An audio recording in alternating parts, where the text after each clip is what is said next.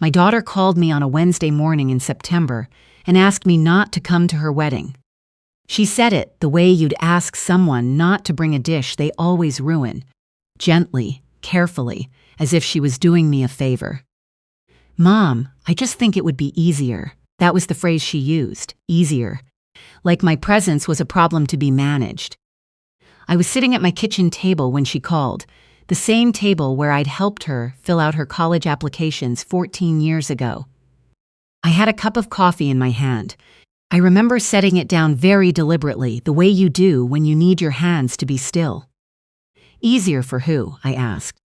"For everyone," she said. "Bram's family is very formal, and I just don't want things to be awkward." I didn't say anything for a moment. Outside my window, the neighbor's oak tree was just starting to turn. It was a beautiful morning. "Okay, sweetheart," I said finally, "if that's what you need." She exhaled, and I could hear the relief from 300 miles away. "Thank you, Mom. I knew you'd understand." She hung up a few minutes later, and I sat there with my cold coffee and tried to understand what had just happened. My daughter, my only child, the girl I'd raised alone after her father walked out when she was 9 years old, had just asked me to disappear from the most important day of her life. What she didn't know, what she couldn't have known, was that her name wasn't on the deed to the mountain cabin. Mine was. But I'm getting ahead of myself. Let me start at the beginning. My name is Riva. I'm 63 years old. I spent 31 years as a school librarian in a small town in Western Virginia, and when I retired 4 years ago, I took a part-time job at a bookstore downtown because I didn't know what to do with the quiet. I own a 3-bedroom house on Caldwell Street, paid off 12 years ago, which is the thing I am most proud of in my adult life. I also own a small cabin in the Smoky Mountains, about 2 hours east of Knoxville. My mother left it to me when she died. She'd bought it with her second husband in the late 70s, and I spent every summer there as a teenager, and every anniversary there with my own husband until he passed 8 years ago from a heart attack, 3 days after our 31st. My daughter Tansy grew up knowing that cabin. We drove out there every Christmas, every spring break, most summers. She learned to fish in the creek behind it. She had her 16th birthday there. When I think about the happiest years of her childhood, half of them happened inside those walls. Tansy is 30 now. She's an account manager at a financial services firm in Charlotte. She's sharp and beautiful, and driven in the way that makes a mother proud and a little nervous at the same time. When she called me last March to say she was engaged to a man named Bram Beauchamp, I cried the good kind of tears. Bram was 32, a project director at his family's development company. His father, Sterling Beauchamp, had built one of the most successful commercial real estate portfolios in the Southeast. His mother, Dorothea, sat on the boards of 3 nonprofits and was photographed every year at the Beauchamp Charitable Foundation Gala in a dress that probably cost more than my car. Tansy had been dating Bram for 2 years. I'd met him once, briefly, at a restaurant in Charlotte the previous spring. He was polite and handsome and called me ma'am. We shook hands across a table. He didn't quite look me in the eye. I told myself it was nerves. The first Sunday after the engagement, Tansy called and spent 40 minutes talking about venues and color palettes and the Beauchamp family's vision for the ceremony. When I asked what I could do to help, she said she'd let me know. She didn't let me know. The weeks passed, and every time I offered, the answer was some version of "we've got it covered." I bought a new dress anyway, a deep plum one I'd seen in a department store window, and hung it in my closet, waiting. In June, my neighbor Cordy mentioned she'd seen photos on Facebook of what looked like an engagement party for Tansy and Bram. She'd spotted them through a mutual acquaintance. "Wasn't that last weekend?" Cordy asked, watering her roses over the fence. "I figured you just didn't mention you were going to Charlotte." I went inside and found the photos. A rooftop venue downtown. Catered appetizers, a string quartet, a 3-tiered cake with Tansy and Bram's initials in gold fondant. Tansy in a dress I'd never seen, Sterling Beauchamp with his arm around his wife, smiling the way men smile when they've organized something perfectly. Bram's college friends, Tansy's coworkers, people I'd never met, celebrating my daughter's engagement. Not one photo included me. I called my sister Velma that night. Velma is 4 years older than me and has the particular quality of saying the exact thing you need to hear even when it stings. "Did she invite you?" Velma asked. "No." "Did she tell you it was happening?" "No." "Then it wasn't an oversight, Riva." I knew she was right, but I called Tansy the next morning anyway because I needed to hear her say something. She answered on the third ring, her voice bright and slightly guilty. "I meant to tell you," she said. "It was just a small thing. Dorothea put it together last minute. There were over 100 people in those photos, Tansy." Silence. "I just didn't think you'd want to make the drive," she said finally. "It was a long way." It was 3 hours. I'd made it a dozen times. I told her okay. I told her I loved her. I hung up and went to work at the bookstore and shelved books for 5 hours without speaking to anyone, which helped more than I expected. 3 weeks later, a woman named Midge, she'd taught 4th grade 2 buildings over from my library for 20 years, stopped me at the grocery store. She had an expression I recognized, the expression of someone who has information they feel obligated to share and aren't sure how. "Riva," she said, "I ran into Dorothea Beauchamp at a garden club luncheon last Thursday. A friend introduced us." She paused. "She mentioned Tansy's mother." My hand tightened on the cart. "What did she say?" "She said Tansy lost her mother in college, that it was very sad, that Tansy had basically raised herself after that." Midge's face was soft with confusion and something close to pity. I didn't say anything. I didn't know what to say. I stood there in the canned goods aisle for a long moment. Then I thanked Midge and finished my shopping and drove home and sat in the driveway for 15 minutes before I trusted myself to go inside. My daughter had told her future mother-in-law that I was dead. Velma came over that evening. I told her everything. "She probably thought she was protecting herself," Velma said. She wasn't defending Tansy. She was just trying to find the logic in something that didn't have any. From what? From them looking down on where she came from. Velma set her coffee down. "Those people, the Beauchamps, the garden club crowd. She's afraid they won't think Bram's marrying into the right kind of family. I was a school librarian for 31 years. I know that, Riva, but that's not what Tansy's afraid of them seeing." I couldn't sleep that night. I lay in the dark and thought about the cabin. The way Tansy used to sit on the porch steps in the morning as a little girl and drink hot chocolate while the mist came off the creek. The way she'd called it her favorite place on earth. My late husband had proposed to me there, kneeling in the creek, shallows, wild. I laughed at him for getting his shoes wet.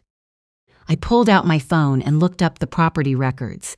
The cabin was still in my name. Then I went to my filing cabinet and found the manila envelope I'd put there 3 years ago, before my hip replacement surgery. Inside was a medical power of attorney I'd drawn up before going under. A standard document, just in case. I'd given a copy to Tansy so she could make decisions if something went wrong during the procedure. I had never revoked it. I called my attorney the next morning, a woman I'd known since my husband's estate. She listened carefully. "Why?" she asked when I finished. I told her about something that had arrived 6 weeks earlier, a letter from a property management company in Tennessee, an acknowledgement of a signed agreement authorizing them to serve as exclusive rental managers for a private mountain property, effective January of next year. I had never signed anything. I had never spoken to any management company. I didn't know the company existed. My attorney went quiet for a moment. Then she said, "Riva, I think your daughter may have signed something using your name." She helped me request a copy of the document. It arrived by email 2 days later, 8 pages of contract and at the bottom of page 7, a signature that was supposed to be mine. I looked at it for a long time. The signature wasn't right. The loop on the R was too tight. The V was printed instead of cursive, but it was close enough that someone who'd practiced could have produced it. I sat at my kitchen table and understood 3 things at once. My daughter had told the Beauchamps she was bringing family property into this marriage. She had signed my name on a contract to hand that property over. And the cabin, the place where my husband had proposed, where my mother had died peacefully in the back bedroom, where 30 years of family grief and joy lived in the wood and the walls, was not hers to give. I called Velma. "What are you going to do?" she asked. I looked at the photo on the wall above my desk, my late husband and me on the cabin porch, the summer before he got sick. We were both laughing at something. I still can't remember what. "I want her to tell the truth," I said, "in front of the people she's been lying to.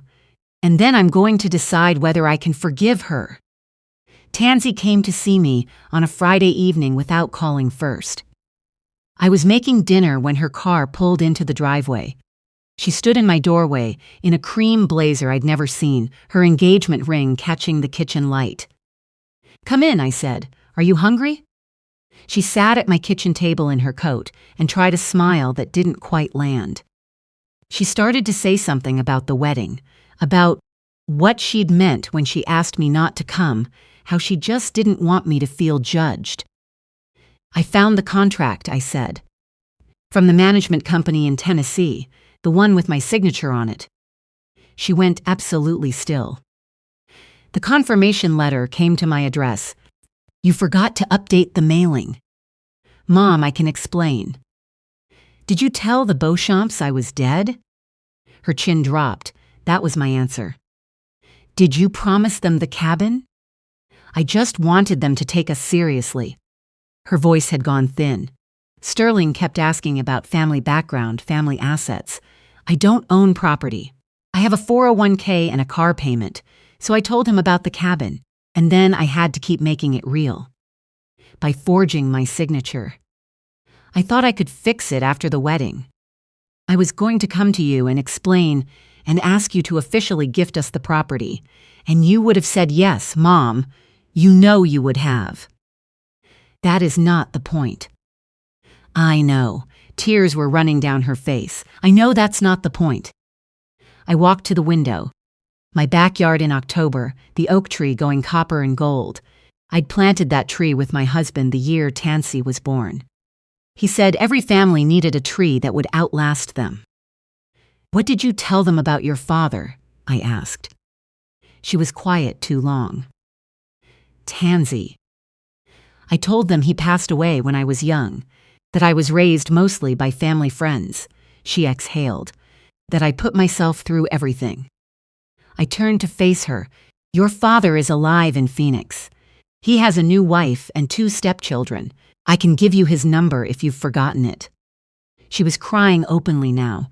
Part of me wanted to go to her. Part of me was too tired to move. "You erased me," I said, "and replaced me with a version of him that never existed." "Mom, I have 1 week. 1 week for you to tell Sterling and Dorothea Beauchamp the truth. All of it.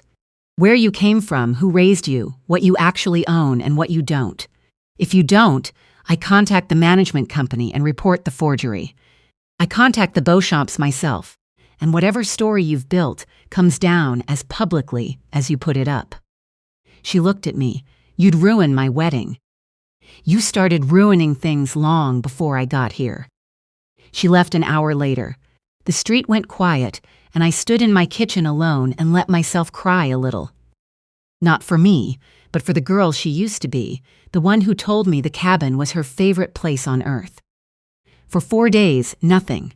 I went to work, shelved books, helped a 10-year-old find a story about dragons, and tried not to check my phone every hour.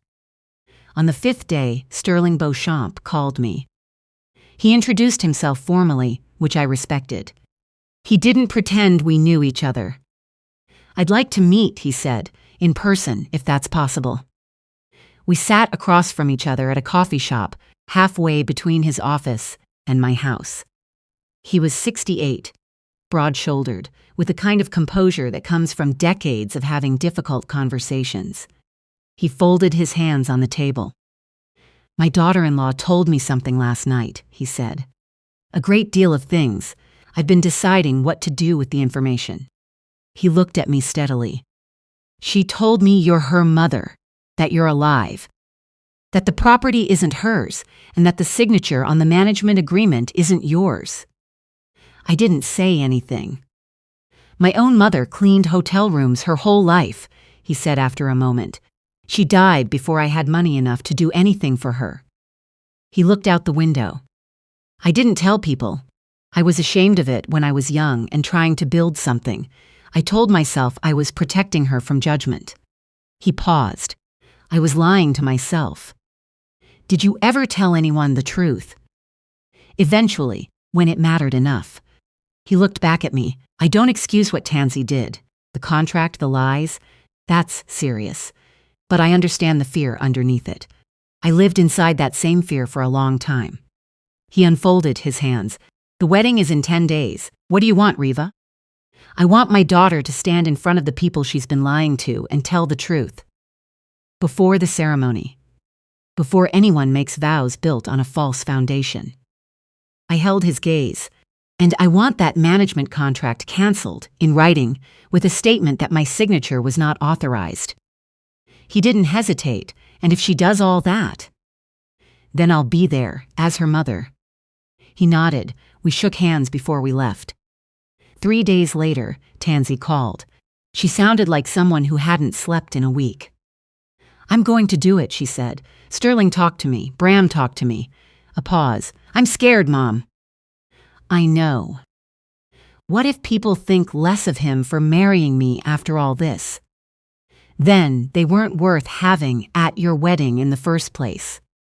A long silence. "Then will you come?" "Yes," I said. "I'll come." Velma rode with me to Asheville on a clear October morning. We barely spoke for most of the drive.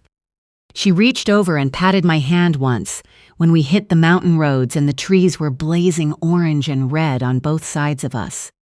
The venue was a restored estate above the French Broad River. White tents and string lights, and perhaps 120 guests finding their seats on a lawn still green from the late rains. It was beautiful in the specific, effortful way that carefully planned things always are. Nobody knew who I was at first. Velma and I stood near the back and watched the guests arrive. I saw Dorothea Beauchamp in a silk dress the color of champagne. I saw Bram's college friends in their blazers. I saw Tansy's co-workers, who had worked alongside her for years without ever once meeting me. Then Bram appeared at the front next to the minister. He looked pale and steady. And a moment later, Tansy walked out. Not down the aisle, not yet. She came through a side door, still in her wedding dress, and she stood before the seated guests and picked up a microphone. The murmuring stopped. "I need to say something before we begin," she said. Her voice was clear. "Most of you know me as someone self-made, proud of it. I've told most of you some version of my background, that I was on my own early, that I didn't have much family, that I built my life from scratch." She stopped, took a breath. "That story was partially true and mostly a lie." 120 people went absolutely still. "My mother is alive. She's here today. Her name is Riva, and she raised me alone after my father left when I was 9 years old. She was a school librarian for 31 years. She drove 3 hours every Christmas to take me to a cabin in the mountains that has been in her family for decades." Tansy's voice cracked once, then held. "I told Sterling and Dorothea that she'd passed away. I told other people similar things. I was ashamed of where I came from, and I was afraid that knowing the truth would change how you saw me." She paused. "What I didn't understand until recently is that I was ashamed of the wrong thing entirely." She looked toward the back, toward me. "Mom, I'm sorry for every lie. I'm sorry I asked you not to come." Her voice finally broke all the way. "I'm sorry I made you disappear." There were tears on my face before I even knew they were there. Velma squeezed my arm hard enough to leave a mark. Tansy walked down the aisle, not toward the altar. Toward me. People turned and watched. She stopped in front of me and she looked the way she had when she was 9 years old, and her father's car pulled out of our driveway for the last time, and she didn't understand yet what it meant. "I don't deserve you," she said. "I know that." "You're right," I said, "but I'm your mother, and I don't know how to stop." I pulled her into a hug. She was shaking. The guests around us were very quiet. The kind of quiet that happens when strangers witness something they didn't expect to feel. We stood like that for a long moment, then I let her go. "Go get married," I said. She laughed through her tears. "Are you sure?" "Honey, your makeup is a disaster. Let's not make it worse." She laughed harder and went back to Bram, who was watching from the altar with his jaw tight and his eyes bright. He mouthed something to her. Then he looked at me and nodded, just once, and I nodded back. The ceremony was simple and honest and short. The minister said things about truth and beginning, and Tansy and Bram said their vows in voices that weren't entirely steady, and the guests watched in the particular hush of people who have witnessed something real. Sterling Beauchamp found me during the reception. He was holding 2 glasses of champagne, and he handed me one. "She did it," he said. She did. Bram's grandmother worked in a textile mill in Georgia, he said quietly. "I've never told anyone at one of these events. I'm going to start." He raised his glass. "Thank you, Riva." I clinked mine against his. She got there herself. I just made sure the road was still there. The management contract was canceled the following week. A letter went to the company stating clearly that the signature had not been authorized by the property owner. The cabin stays mine. I drove out there in November, the first time in 2 years, and sat on the porch steps in the cold morning air with a cup of coffee and watched the mist come off the creek, and I thought about my late husband and my mother and the decades of ordinary love that had happened inside those walls. Nothing had been taken. Everything was still there. Tansy calls me every Sunday now. Not when she remembers, not every other week. Every Sunday, without fail at 9 in the morning. We talk for at least half an hour. She asks about the bookstore, about Velma, about the garden. I ask about work, about Bram, about the life they're building together. In February, she asked if they could come to the cabin in the spring. Her and Bram and me. I said yes before she finished the sentence. I'm 63 years old. I raised my daughter alone on a librarian's salary in a house I paid off myself, and for a while she was so afraid of what that meant that she tried to make me disappear. I understand the fear now, not the lying, but the fear underneath it. The fear that love won't survive the truth. The fear that where you come from will define where you're allowed to go. What I know, and what she is slowly learning, is that the things worth having are always built on honest ground. Not just marriages, everything. The cabin will go to her when I'm gone. My attorney has already updated the will. But she's not getting it because she asked. She's getting it because she finally stopped being ashamed of the woman who will leave it to her. That's the only version of this story I know how to tell.